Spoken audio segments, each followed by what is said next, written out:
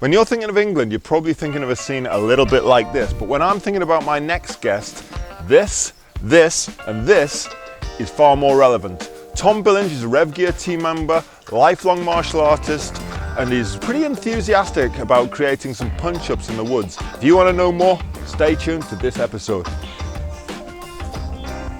Because you said something that might be opposing view to something. Muay Thai in the modern form actually really is early 20th century.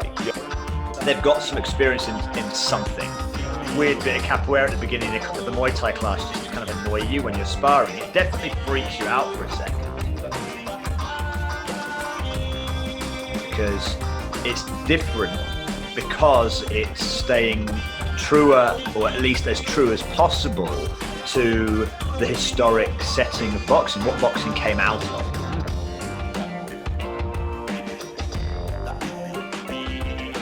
Tom, how you doing, man? Hey Alex, how you doing, man? Good. Yeah, it's all of what, 24 hours since we last spoke? Yeah. Yeah, so this is a slightly different podcast because me and Tom work together at Revgear. So, you know, we talk on a regular basis, but we don't often get a chance to talk about all the stuff that we used to talk about before he fucked off to America.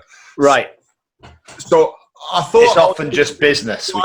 Slightly out of the Revgear realm today, and like touch on all this mad stuff that you've got involved in since leaving the homeland, leaving the motherland, and getting yourself one of these for the back garden. That's what happens, mate. Mate, I fly in England. As far as I'm concerned, the Stars and Stripes is the representation of an idea that was liberty and freedom in a country, even if that's not working out so well at the moment. But that's another story. Right. I mean, you know, we can strive. It depends which state you're in, doesn't it? Well, yeah, I guess it. Well, yeah, I mean, I'm kind of lucky. During this whole craziness of the last year and a half, I've been very lucky. The craziness that we can't mention, remember? That we can't mention, otherwise by name, shut down, at least, because you said something that might be opposing view to something of some tech company. Yeah, right. Yeah. But I'm in Connecticut, which is one of the stricter states, but I still feel lucky to be here compared to like England or Europe, where you guys have just had essentially totalitarianism. But let's not get too deep. That's not. Oh. Yeah, we're starting to dig a big hole for ourselves there. Right. Let's ask why you've got your organizing guys to have a punch up in the woods. Like, you mean the video of the guys in the woods having a punch up in the woods? What's that all about? I mean, I've been reading this book. Jack, if you're watching this, come on the podcast, right? Come on the podcast. But I've been reading this book. It's great, but you've obviously read Jack Donovan's The Way of Men and organised a bunch of blokes to have a punch up in the woods, right? Actually, no, not really. It's though it may appear to be so. No, it's actually nothing to do with that. Although I can see why you would imagine it was. No. Ultimately, I've over time here met various people, and I've always been interested in old rules of bare knuckle, which is originally called the Broughton rules, and then there was the London Prize rules. But essentially, you could do way more things in boxing in the old days with bare knuckle than you can now. You could grapple. We talked about it on the last podcast, which isn't on Revgear, by the way, but we'll put a link to it. Right, yeah. Well, so basically, you could grapple, you could shin kick, you could throw people around, and it was pretty brutal. Yeah. And under the rules of the London Prize Ring. So we've decided between a couple of us that it was time for a bit of a resurgence of that rule set, slightly modified for the modern world, so a referee can stop it, for example, if someone's taking too much punishment. But ultimately, we are now beginning the genesis of American prize ring. I'm just going to ask you, is this legal? On an Indian reservation. Yeah. It's fully legal. Although, so bare knuckle boxing is legal in 3 or 4 states. It's legal in Wyoming. It's legal in Mississippi. I can't remember. Connecticut? No, but we do have Indian reservations. So, right. So you just crossed there and just. So yeah, Indian reservation. If you're on an Indian reservation, you can definitely do it. There's no rules about it. But also, we are actually currently working to get one of the state commissioners to sanction our enterprise. So we are working on it quite heavily. Mate, if Punch Up in the Woods gets sanctioned, basically anything will. Well, the thing is look, here we are. So we're Masvidal's just started trying to work on bare knuckle MMA. They did that. It was called UFC 1. Yeah, but they're kind of coming back to it. So bare knuckle MMA is starting to grow, particularly in like Pensacola, Florida. I'm going to bare knuckle is legal. I want to just pull this back, right? So they've got like Mickey Terrell's at BKFC. Yeah. He's in Mexico, but I think then they're moving up to the States for it. I'm not sure, right? Well, BKFC is the one that's started in Cheyenne. Well, the first one was in Cheyenne, Wyoming. Yeah, I don't know a lot about it. And like Mickey is just like nails, and he's fought obviously at a high level in European kickboxing and so on. And he's just generally a high level guy, and he's nails, and he's, he'll give anybody a fight. But one of the things that I saw early on in bare knuckle, which may be beginning to change now, I haven't paid that much attention to it, was you got a lot of guys who were moving out, as their careers were fading in another sport, moving out into that. Maybe there's some big paydays on the way out. Yeah. And we saw that in certain MMA promotions as well. Sure. Like, I don't know how I feel about this. I haven't, mixed martial arts was, in my view, taking martial arts back to the way it had been in a lot of, in the old challenge matches and so on and so forth, which, you'll probably have a better grasp of the history than I will, because I'm certainly not a history nerd on this stuff, whereas you definitely are. But with people starting all these different angles, these different angles, not necessarily, I'm not talking about what you're doing with the London prize ring or the American prize ring, which I can see that is it's like almost like a historic resurgence thing. Yeah, which exactly what it is. Have you seen Calcio Historico?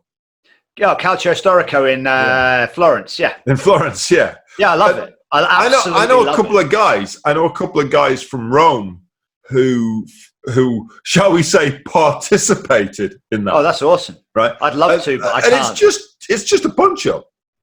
Well, it's mob football. But it's a punch up. Yeah, it's punch up with the football. But it's great. It's got like, I'm not casting an opinion in any, I think as a spectacle it is great.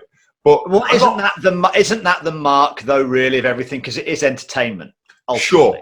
Sure. But I'm going down a slightly different track here. So I see a bit of a division here, right? And this is I'm thinking this through, and I'm going to be very careful before I get sued by BKFC or something like that, right? But I see a bit of a division going on, and it's almost like if everybody just decide, well, hold on, no, it's not like that. No, I'm probably going to have to edit that out. But I'm going to say that doing American prize ring to the rules of something in the past is a particular thing, much more in line with what I would say Calcio Historico is, right? Sure. Going to bare knuckle FC, I've got mixed feelings about it, if I'm honest. I'm not against it, but I just don't see, it's a boxing match with no gloves. And that's the distinction that I would make. Yeah. It's bare knuckle by name only. Yeah. It's essentially Queensberry rules or modern boxing rules, however you want to state it, without gloves. Right. And that's I just wonder, and even with the BKFC, where they've allowed some of the clinch fighting, the infighting from the clinch, it misses out half of the modality because it's a completely different system. Okay, so I'm going down a slightly different track here, though. I hadn't heard about bare knuckle MMA, right? I hadn't. The reason they brought in 4-ounce gloves, the reason they brought them in, and I believe it was UFC 7, but somebody can come forward and correct me. It was I either have 7 or 13 in mind, because I've actually gone back and looked at this on more than one occasion. I don't know. Well, it was basically because guys were breaking their hands all the time. Sure. Right. Well, but that's the beauty of bare knuckle, because it looks superficially damaging. Yeah. But actually, it's much safer for the head and for other injuries, you know. So if you know that you're going to break your hand if you punch someone full power into their forehead, then you're going to be much more measured with your shots. Yeah, it's an accuracy game. Mm-hmm. Yeah, completely. Accuracy, and it's a long game because you have to think, well, I've got to save my hands. The truth of the matter is that I think there's a split going on here. My argument to say I'm not sure about the whole bare knuckle boxing BKFC thing isn't because I don't think the guys in it are really skilled or anything like that. They are. Yeah? Oh, definitely. A lot of them are high level MMA guys, some boxing guys who've come out of whichever sport they're in and come into somewhere else where they can get, you know, a decent payday or whatever it is. That's right, yeah. The bare knuckle MMA, I see no reason to take a step backwards. Right? It's not my thing. Well, I'll put it that way. I personally see absolutely zero reason for this. But, I mean, there seems to be a lot of this stuff kind of going on where people are like looking at promotions where they can do something a bit different for no apparent reason. Right, there is. But I mean, that's ultimately why the sort of the ground has been seeded for American prize ring, because it's different, because it's staying truer, or at least as true as possible, to the historic setting of boxing, what boxing came out of.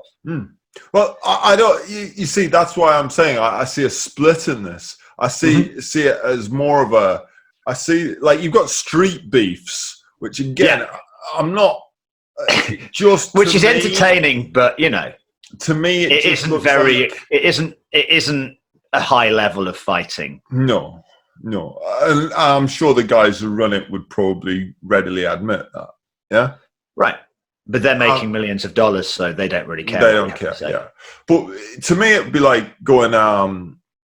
Let's modify the rules for jiu-jitsu in a jiu-jitsu tournament in order to make it different to a different jiu-jitsu tournament, not for any particularly beneficial reason. I see what you're saying. I mean, because, you know, like with combat jiu-jitsu, it was modified, but there's a reason behind it. It was because Eddie Bravo thought that, you know, modern sport jiu-jitsu, a lot of the moves were just really impractical and would never really work outside of that setting. And so by adding the palm strikes, it just makes it a little bit more realistic was the idea. I mean, I've competed in combat. I really like it. I find it a lot of fun. I think at the risk of, like, this could be the second point in my life where I'm sure Eddie Bravo wouldn't give a monkeys anyway, but I personally see, well, it's like kind of halfway house between MMA and jiu-jitsu. Sort of. I mean, I would say the thing about combat is that it actually suddenly shows you where people are exposed. Like, you can't do certain things. It's like it's not like an MMA, because you can't just mercilessly pound. And there's no real there's no stand-up striking. So it's only once you're on the ground. What's the okay? So I'll let you upset Eddie rather than me then, right? So I'll ask you the question then. I wasn't aware of this actually. So to me, this just sounds like just another hybrid, right? But what benefit is there to combat jiu-jitsu, either if you take just standardized jiu-jitsu rules? You know, I know there might be differences from one organization to another, but they're largely the same, right? To MMA. So combat jiu-jitsu is like much further towards a jiu-jitsu match right, than an MMA fight. But where's the benefit? Well, I think it exposes weaknesses in your game. So if I train combat, and I've competed in combat you could say that, like, you could change the rules for wrestling and allow knee strikes. Sure. I mean, I just find it an interesting concept. I find it an interesting thing, and especially because it is a step back from MMA, because you can't knee, you can't kick, you can't elbow. But why do palm strikes? It is the open palm. But why do it? Well, one, it's fun. Two, it means that certain positions that are usually safe, so people who really like to play off their back, are no longer safe. So it favors the top positions. Half guard is no longer a safe position to be in to kind of hold, But you can be hit from in your half guard. So we both do jiu-jitsu. I've been doing jiu-jitsu for a very long time. Yeah, you have longer than me. And I would look at it as I was rolling with Pete yesterday, who's second degree black belt.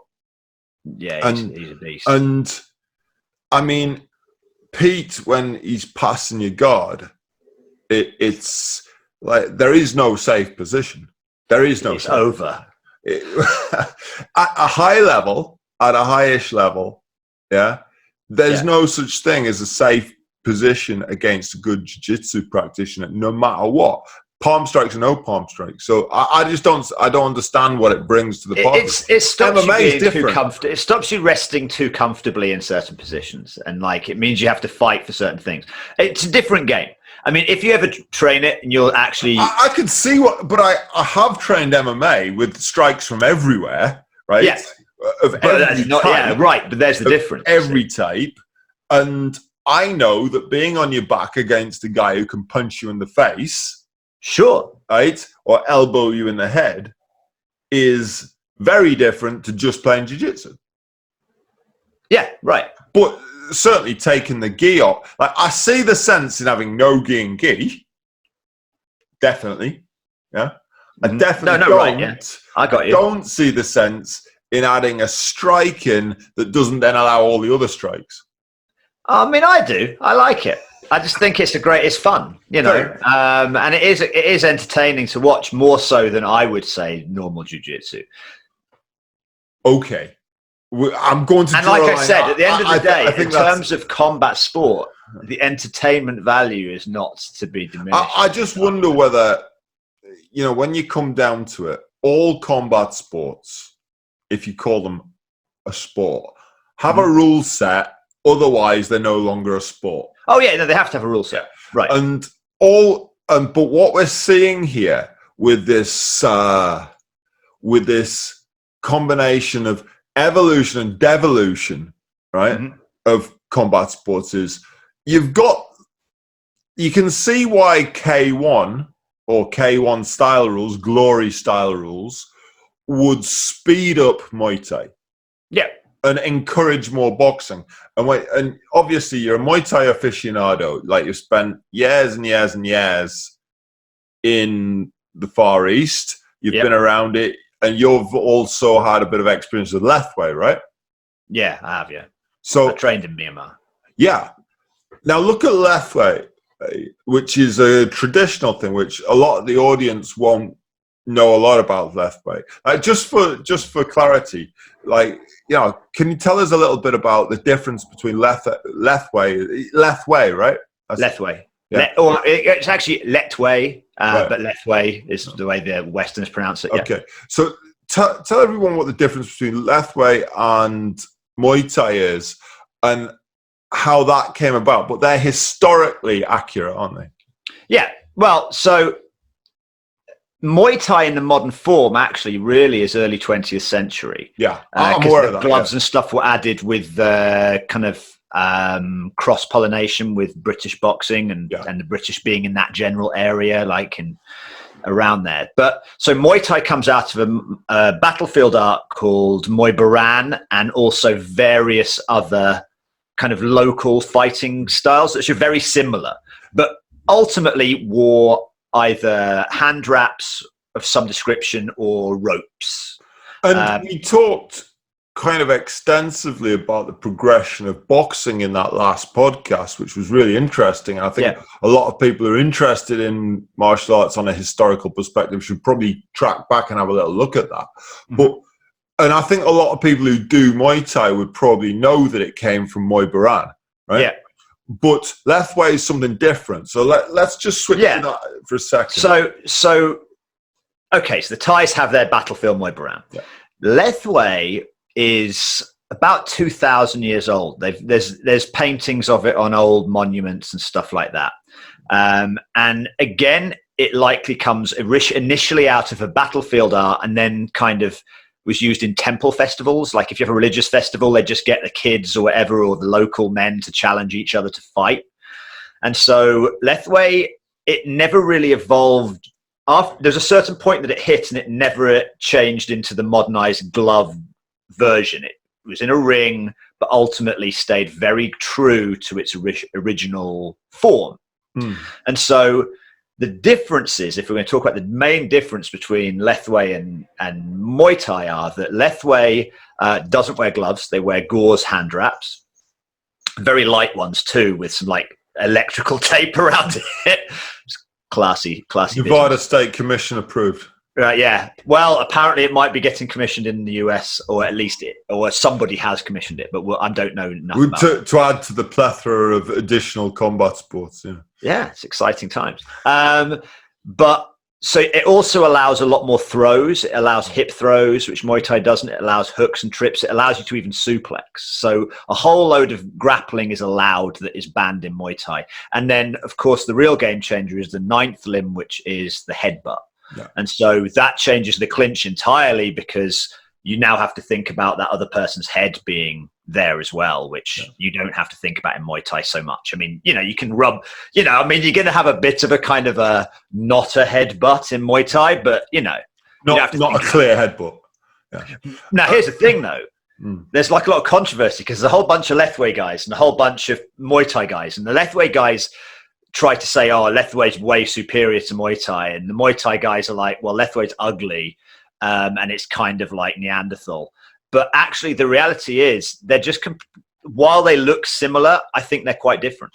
And Lethwei's not had enough international exposure to really allow it to develop to where it could be as a concept. And I think the danger here, like when you look at how MMA evolved, and I think this is where this conversation has organically moved to. But when you look at, which I had no plans for actually, but that's cool. We go where we go, Alex. We both do jiu-jitsu.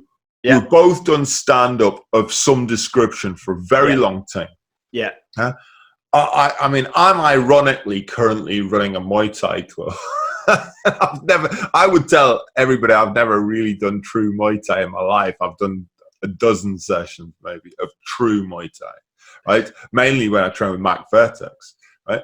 But and honestly, I felt like a fish out of water, right? But I can kickbox all day, and my boxing's far better than my kickboxing. I know. I've actually been at the end of some of your punches. Right, but I wasn't going to mention that. Right, but no, you can. I don't mind. But we've both done both. We've both done both sports. Yeah. And when a sport gets a level of popularity, so boxing being the first one, yeah. Mm-hmm. So we talked extensively about this in that last podcast, which again, as I say, I'll hammer the point home. Anybody interested in the history should definitely go and watch that podcast. Yeah, you should. But then MMA goes through this process. In some ways, I don't think kickboxing has ever got there, but it's beginning to with ONE FC, Glory, and what's going to be interesting. And look at the way that they've altered the rules slightly in ONE FC, where they've gone to 4-ounce gloves in the Muay Thai bouts. Yeah, that's like they started that in like Max Muay Thai in Bangkok. There was a promotion. Right. So was that where Rambasom fought? No, I mean, so I'm not sure. There's a few guys that fight. There's that guy Sam on Decker, that Finnish or Swedish guy.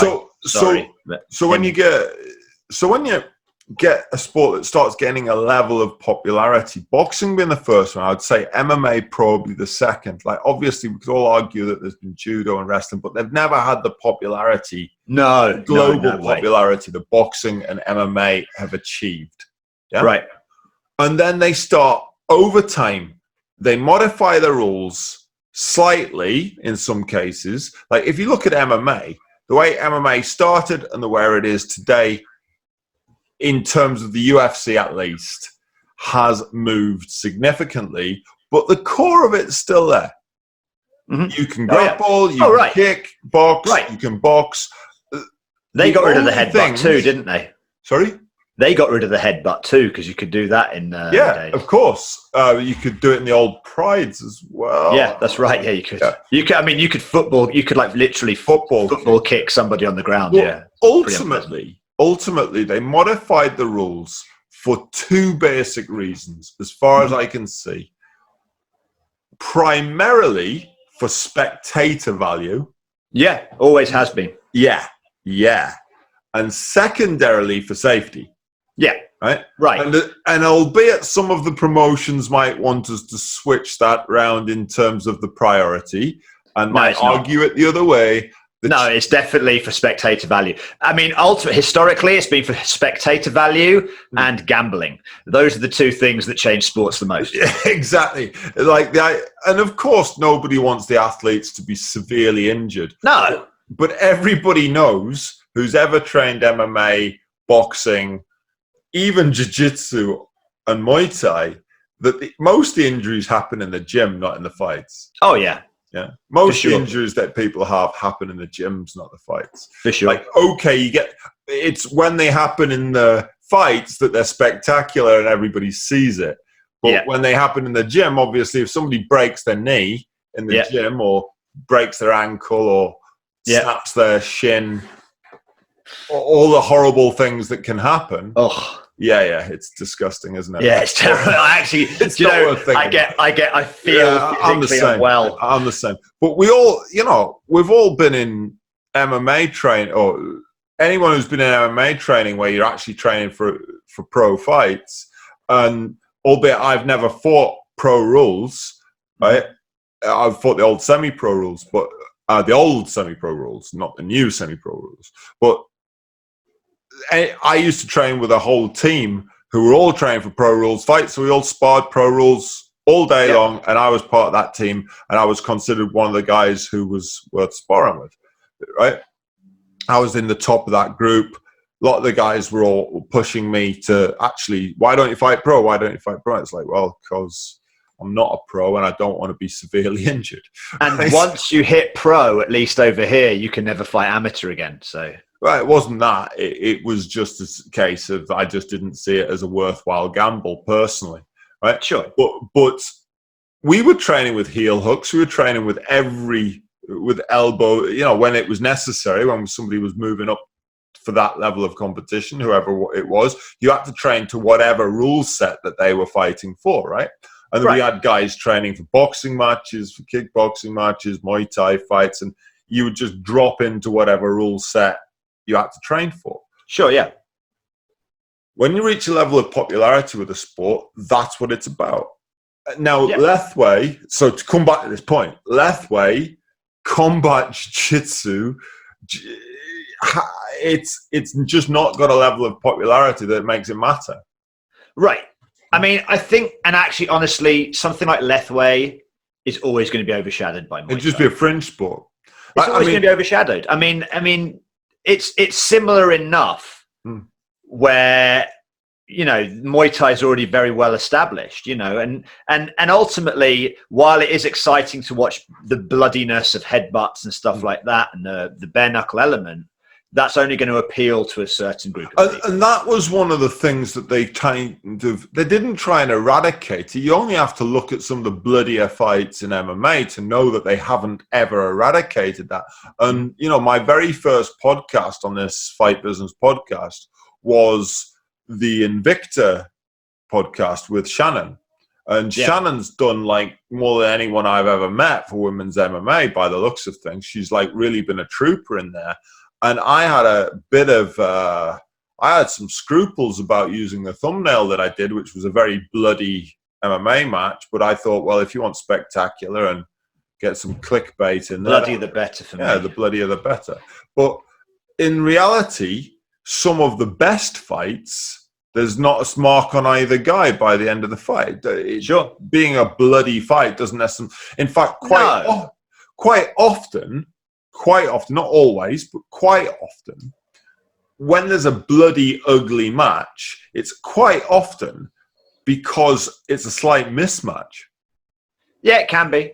I mean, or it's just like somebody's opened up a like Muay Thai. It's just like an elbow war or something. Yeah, that I remember seeing. I can't remember the name of the Thai guy who won it. I think it was Super Bon. Yeah, or Super Lek. I don't know. They're both. And he fought Chris Shaw from Scotland, who's very good. Yeah, and Shawsey was an absolute mess after the fight. But it was elbow war. Yeah, that's what's going to make it bloody in Muay Thai. The guy was fighting with elbows from the opposite side of the ring. I mean, they ordered the elbow sandwich and they had to eat it. Yeah, absolutely. So this American prize ring, I can see on a historical level and how it could be something because it's interesting and it's different, but at the same time, it's kind of a culturally rich thing, and it's. Are most the guys who are competing in it doing MMA? So it's going to be a mix. So we've had one event, and we're going to have more very soon. But on the whole, they've got some experience in something. Brett, who was the one. So the main fight of the last one was Joey and Brett, and Joe. He's a purple belt in jiu-jitsu. He's an amateur MMA fighter. He's very experienced, 10 years of fighting. And then Brett, he's just like this athlete. So he's a college wrestler. And then he's a great boxer. He's had some MMA fights. Right, he's a wrestler and a boxer and an MMA fighter. So I wouldn't wrestler, boxer, MMA fighter, and he got his blue belt in jiu-jitsu within 9 months. If you're a wrestler, why wouldn't you? Right, but I mean, we're attracting guys who like to fight, have experience in fighting, aren't pros necessarily, but love to fight and actually love it. If you look at like Joe's face after the fight, where it's broken nose, cut here, blood everywhere, but he's got this shit-eating grin, like he is so happy, that he just did it. He's just happy for the experience. Yeah, and I understand that. And I think, if you looked at, I just imagine it would be the same guys as the ones who want to compete in calcio storico. It's the same idea in my mind. You're going to get guys who like that kind of a feel. But almost they see it as like a higher calling. Like, they really see it as that's their calling is to fight. Right. Interesting. It's, that's... As I said, I feel that that's a different direction to things like BKFC. I'm not against BKFC. I just don't see the space for it. I just see it as being a lesser version of boxing. Right. I mean, but for you particularly, that's because you've got a boxing background and you really understand. But it's not. I've got no snobbery about it. I just see. Yes, it changes things not having the gloves. But the question is, if you're Floyd Mayweather at the height of your career, would you do BKFC? And the answer is absolutely not. No way. Yeah, of course. Right. And the other question is, it kicks up all those old arguments.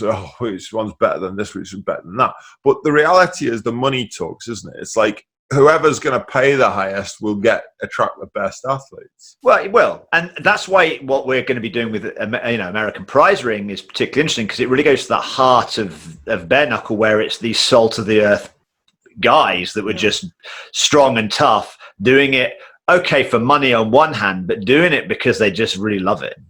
So and so that's why we're not in a big hurry right now to go pro, because actually we're quite interested in exploring that route of having those decent amateurs who just really love a dust up. Which indeed they obviously do. And I watched the video and it was pretty interesting. I can see how it'll be a YouTube phenomenon as well. I can definitely see how it will get picked up on YouTube. No, there's no doubt it will. It will absolutely get picked up on YouTube. It's one of those things. Like Street Beef's popularity in a lot of ways will come from the same angle. Yeah. Yeah, right. There's a Russian fighting thing where I think they wear gloves, but it's like a Russian street beefs. Yeah. Which makes it a little bit There's a lot of it. And better what I find, this is a really interesting point.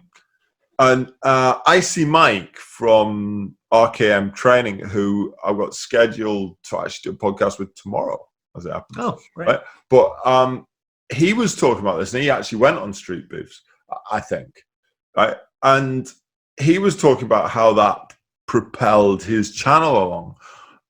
And he did the whole Wing Chun thing the other day. Was Anderson Silva using Wing Chun? And I'm going to pull him on it and go, well, actually, we should have a talk about that, because obviously I've got a lot of experience in Wing Chun. Right? Yeah, you do, yeah. And you showed me that Wing Chun isn't total bullshit. Yeah, I will hold my hands up. Well, here's how I'm going to tie a few things together here. So, I see Mike has done a couple of things and talks about a couple of things, and I'm going to really have to track back here and try and stay on point. Then I'm trying to arrange one of these podcasts with my old instructor, Alan Orr, who I believe has done more good for Wing Chun as a whole than any other man alive since Bruce Lee. And he's a tough dude as well, Alan Orr. He is. But he can actually fight, is what I'm saying. I think a lot of Wing Chun guys out there have never had a fight in their life. Probably singularly one of the most skilled martial arts guys on the fucking planet, right? And I say now, as a coach, he's not a fighter. He's had a couple, but he's not naturally of that mindset. But he is, if not the best coach I've ever met, certainly one of them, right? And he's got this uncanny ability to take a small piece of information and make it work for you, right? That's great. And also, he will break something very complex down in a way that somebody will understand it and will learn it. That's true. And I think as a coach, that's about the premium ability you could have. Oh, yeah, 100%. And in a lot of ways, it's a great shame that more MMA guys, because Wing Chun is not seen as a skill set that's desirable in mixed martial arts, it's in a lot of ways, albeit it should be, in a lot of ways, it's a shame that Alan wasn't exposed to more top-level guys who would realize what a resource he actually was. Moving on, and I was going to bring this up, I find it incredible. So we were talking about the American prize ring and the fact that this will become a YouTube phenomenon. I guarantee it. I can see it happening. I hope so. You might have to up the level of the production and stuff like that, but ultimately it'll do well. Then you've got these videos that you see everywhere, and like McDojo Life, where they're exposing how bad some martial arts are and and stuff like that. Then you've got things like, Kung Fu versus karate, which one's best? And then you've got that karate promotion where it's just basically going to become MMA. Yeah, and you've got all of these things. And here's the funny thing. Take Poirier versus McGregor at the weekend, just gone, right? Go and look up the stuff around that fight on YouTube and see how many views it's got, right? It'll be high, but not mental. In fact, let's do it. Let's just quickly find out how many views one of those. It's probably going to be 200, 300,000 views. When you see, can Wing Chun beat MMA fighter? And I get loads. Yeah, and then you'll see the worst MMA fighter you've seen ever. Yeah, fight a guy who clearly can't fight. Yeah. Yeah. Right. That happens in China a lot. Yeah. And it's got 4 million views. Right. And as a guy whose life has been centered around mixed martial arts one way or another for the last 20 years, right? And then all the training I did before that, but I've been in the industry for 20 years.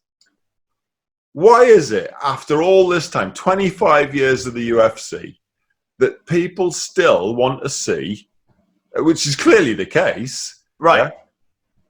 Muay Thai versus Wing Chun, karate versus boxing. And it's got this mega draw, and yet the questions were answered frickin' years ago. Yeah, but maybe it's because MMA is no longer answering those questions. You know, like a whole new audience has come up that maybe that wasn't exposed to early MMA, where it was literally answering those questions. That was the point. But I would say it's just so interesting how this conversation has developed, because I intended to talk about Undying Glory, the book that Tom wrote, and Tom's going to hold it up as well. And I really wanted to do that, so we might have to leave it for another time.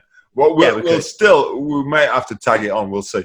We'll tag it on the end and tag. We will tag it on the end. We'll try and tag it on the end. It might be the first hour and a half podcast. But I think those questions were answered and it's moved on. And when you've got guys like Wonder Boy, Machida, like top karate guys, like it's always been understated that Gunnar Nelson was a karate guy, but he is. And I did some training with Gunnar, and I can tell you that my boxing versus Gunnar's karate, like you can see that he's completely used to dealing with guys who box, but most guys are not going to be completely used to guys who do karate. Yeah? Right. Do karate well. And there's the difference. Because we've all come across, like I'll never forget a guy who was a third degree karate black belt coming in to train with our group. Most of our guys were not like great fighters. They were okay. And he got completely creamed by three guys who'd had less than probably, between them, three guys had less than 5 years training between them, each about 18 months or so. Right. And this guy he was a third degree black belt. He couldn't have had less than 10 years training himself. Yeah. And yet everybody creamed him. Yeah. I didn't spar with him because he was too small for me, but I put him with guys who were the same size. Yeah. Why do people still want to watch this? The questions to me have been answered. Yeah, no, but like I said, maybe it's just that a whole new audience hasn't seen it, or they just want to kind of keep reinforcing it, or people are so entrenched in their martial art that they need validation to say this can beat this. I found a great channel. I reached out to the guy, but he's from the Ukraine or Lithuania or somewhere Eastern Bloc, and it's a great channel.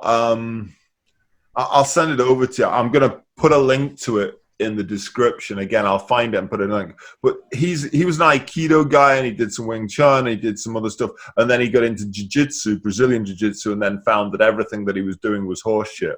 And we've all been there.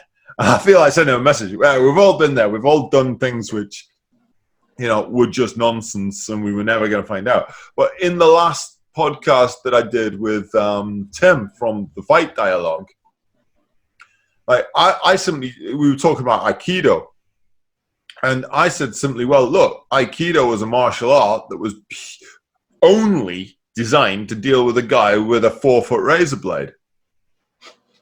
Yeah. So, like double legging him and pounding him in the face. Right. If you can pull it off before he cuts your head off, great.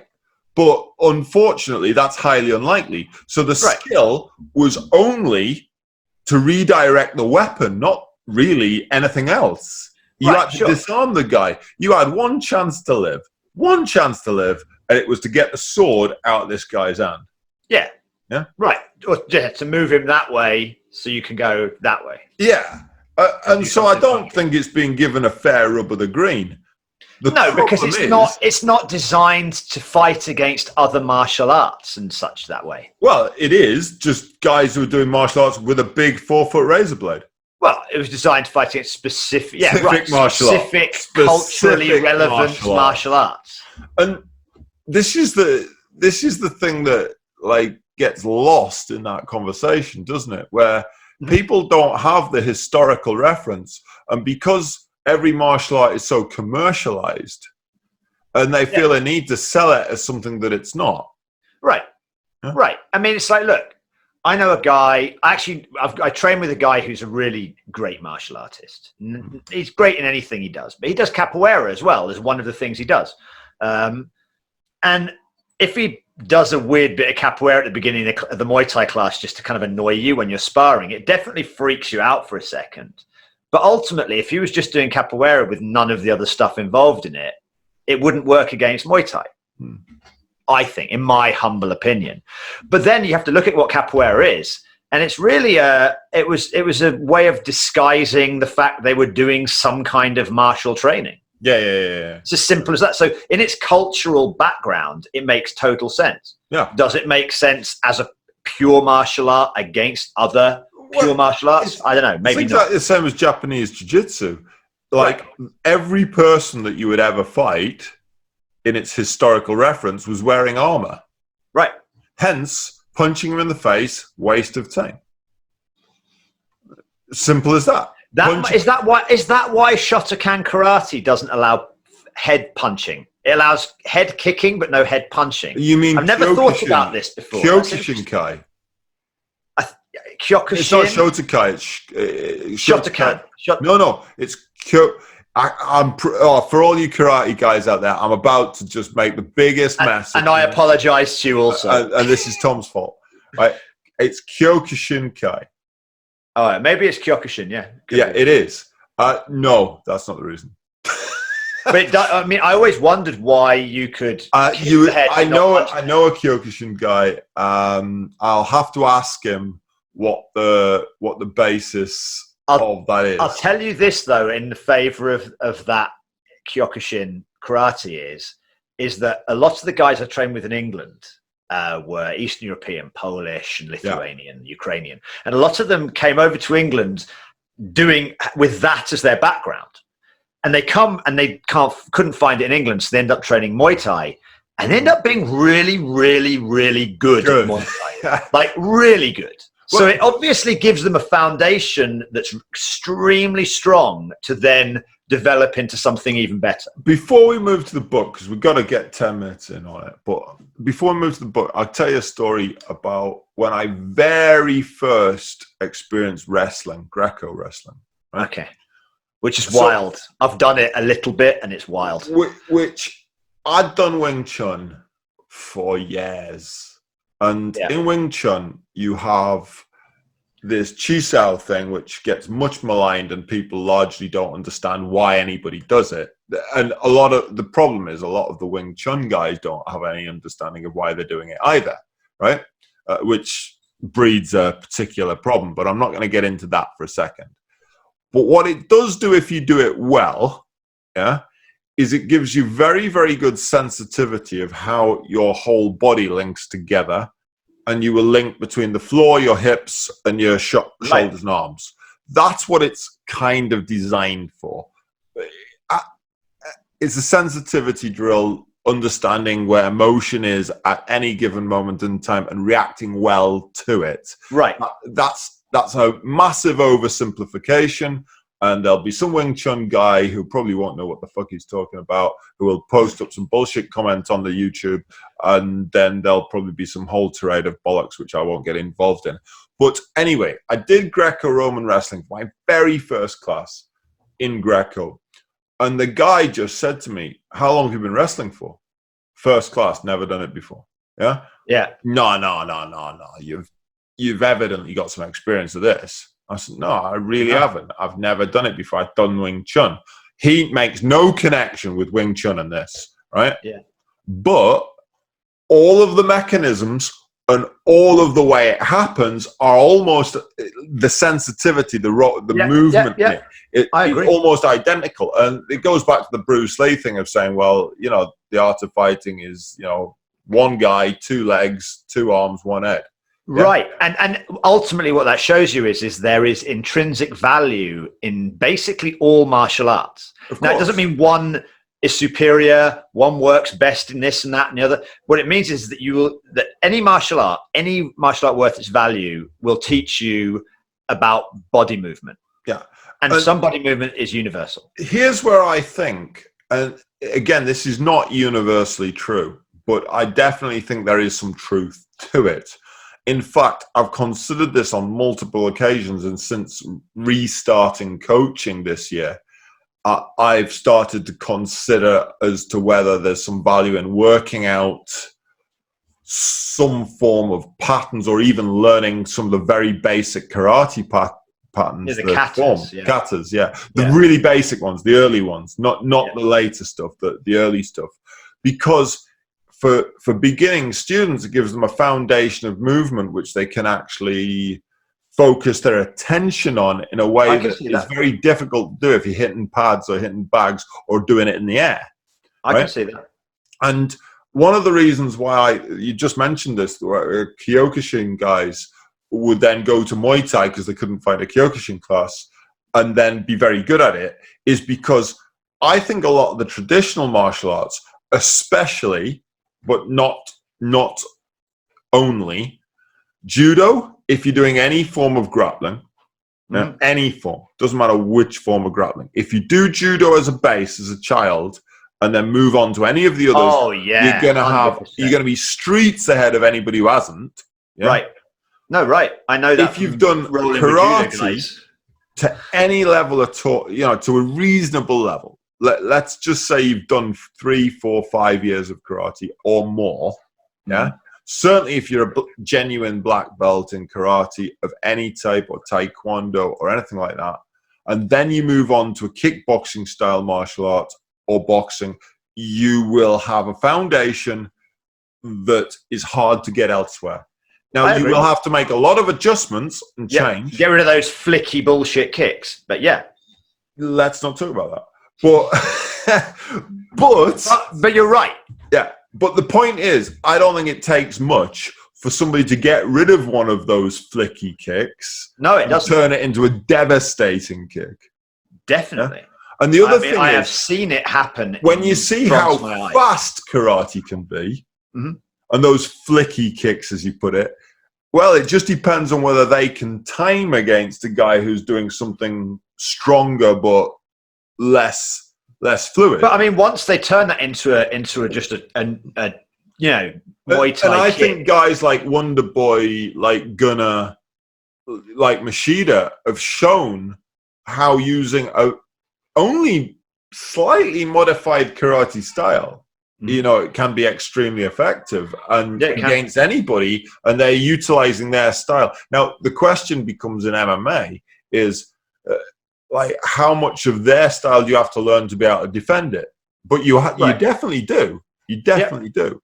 Everybody's used to defending boxing, and then when the MMA gloves come on, they all have to adjust their range because all of the tight moves in boxing, the closure moves don't work anymore. Oh, but you haven't got this shield you can do anymore. It's not even just that, is it? You bring your arms up to stop headshots or long headshots, and then you get leg kicked or taken down. So it's like, you know, go to the extreme on it. Yeah. And then Wing Chun learned correctly, which almost nobody does, but has so many benefits, and it's got that karate structure.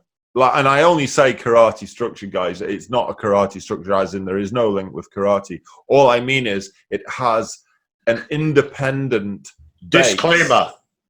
No, I'm saying it has like an independent basis of body structure, of movements. Right. That once you understand them and understand how the body works, it gives you a distinct advantage in any other martial art or any other sports practice that you will do. And potentially some skills that people won't recognize and will get caught out by.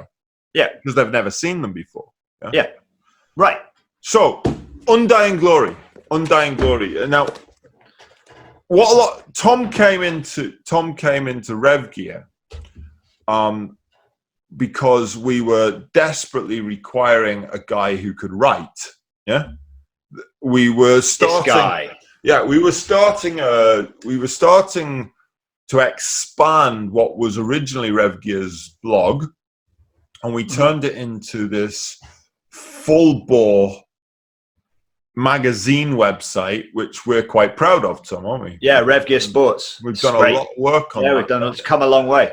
And what a phenomenal resource it is. Like, RevgearSports.com is not a brand promotion tool. No, in fact, it rarely promotes the brand. It's mostly not at all. just information. It's become a really great resource for anybody who's interested in the sports that Revgear caters for. Yeah. So Tom came on board with Revgear because he's a writer, a researcher, and maybe secondarily a journalist. But was it last year? You finally actually published a book. I put out my first book. And that's right. I've already mentioned it. Tom is a history nerd. And if you can't tell already by his nose, he's semi-Greek. Half Greek. Yeah, half Greek. Semi. Well, semi's means half. No, you're right. I mean, that was Greek. just a semantics issue. I mean, yeah. They're both the same thing. It was, but I managed to switch it very quickly at the end there. I managed to turn on that. I managed a little butterfly reversal on that. So, how did this? I know we've spoken about it already, but it's all about Greek mythology, isn't it? Right. Yeah. So it's got a twist. It takes the Greek hero myths, not the ones from the Iliad from that time, but the archaic hero myths, which is like Perseus, Theseus, Heracles, etc., and gives the myth. And then gives an analysis of the myth, essentially, which is designed to give lessons to men, in particular. Although it doesn't stop women getting lessons out of it either. But it's designed to let men get more from life, or to understand and get more meaning from life. And like I mentioned the Jack Donovan book a moment ago, and I also read Ryan Mischler's book not that long ago. And there's a bit of a movement headed in that direction in the world, because maybe a reaction against the wokest. Like, I didn't even know what the word woke fucking meant a year ago, right? And it's a bit of a reaction against this wokeism, this more like woke has been like a progression from political correctness, hasn't it? Because the key phrase used to be politically correct, and now it's moved over to this more extreme version called woke. But there's also this like counter movement going on, isn't there? Well, there's a couple. I mean, I would argue that Ryan Mischler and Jack Donovan are more in what's called the manosphere, kind of the male. That sounds very American, manosphere. Well, I think that's what I'd argue they're in, whereas I wouldn't consider myself to be in the manosphere at all. I'd say you're definitely in the manosphere. I mean, I'm not. I'm more interested in mythology and traditional perspective in that regard, and traditional teachings. And so the reason I'm writing it for men is that I'm a man. Like, I don't understand what's going on inside other people's heads, women's heads, or I'm about heads. I only understand it from a male perspective. I'm possibly just about to get us banned on YouTube.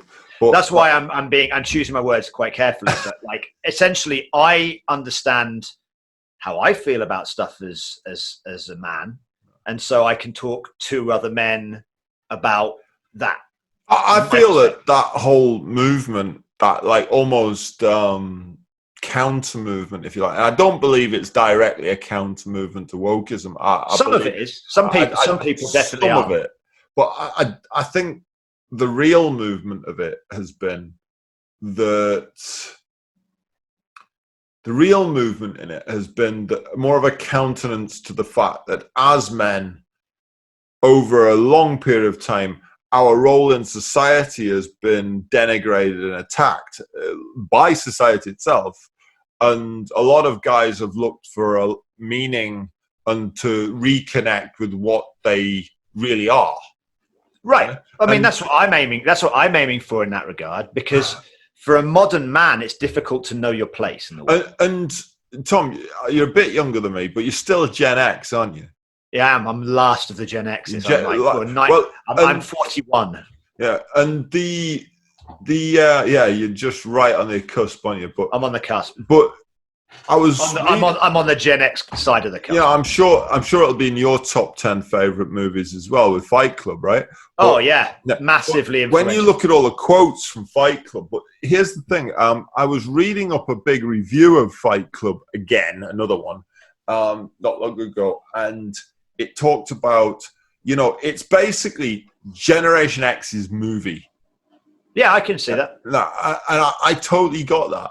So Undying Glory, you tie these myths, these legends, to the modern man and to what's going on with the modern man. And one of the things I really like about the book is it's readable in bite-sized pieces. You don't have to read it as one book. You can read it, chapter to chapter, and just take something from it whenever you want to. Yes, and I designed really that way. That. I thought that was really nice. Oh, thanks. And I think for anybody who's interested in martial arts, what it is to be a man, maybe trying to reconnect with something deeper than, you know, 9 to 5 and what you're being told by this uber politically correct society that we kind of live in, is, you know, checking out stuff like this is useful, and it allows you, and you don't need to read, you know, that whole shelf of books behind you to just. I did that so that you can just read this. But you're working on a second book now, right? The follow-up. I am. I'm actually working on a book to do with my other project, which is called WarYoga. We're going to have to talk about that next time. I know we are. But my second book is basically is WarYoga, and it ties in with the whole Indian exercise system, strength and conditioning for grapplers. Because you went out to train that in India, I remember. Yeah, I've trained in India. This is the thing with all the clubs and the crazy stuff. And then I wrestled in the mud. Yeah, that was awesome. Complete. I can attest to the fact that you are indeed completely mental. But yeah, people think I'm insane. They're right. It's okay though. I don't mind, because the one, is it me who's insane, or is it just everybody else? And I think it's everybody else. It probably is. Yeah. Probably. So we're going to give away. On this one. We are going to give away 3 copies of this book so that you can check it out for yourselves. And so, Tom, you've got to ask the question, because this is the only way you're going to get a copy of this book is if you've got to this point in the podcast. Right. So, go on, ask a question to win the book. You've put me on the spot. Well, you got a whole book to draw from. I don't want to make it too difficult either. What was Jason seeking at the end of his voyage? Awesome. So comments in the comments below. First 3 to get it correct, no matter where you are in the world, get a copy of Tom's book. Tom, thank you very much for being on the Revgear Fight Business podcast. Thanks for having me. Inevitably have to do this again on the short term. Oh yeah, we've got too much to talk about.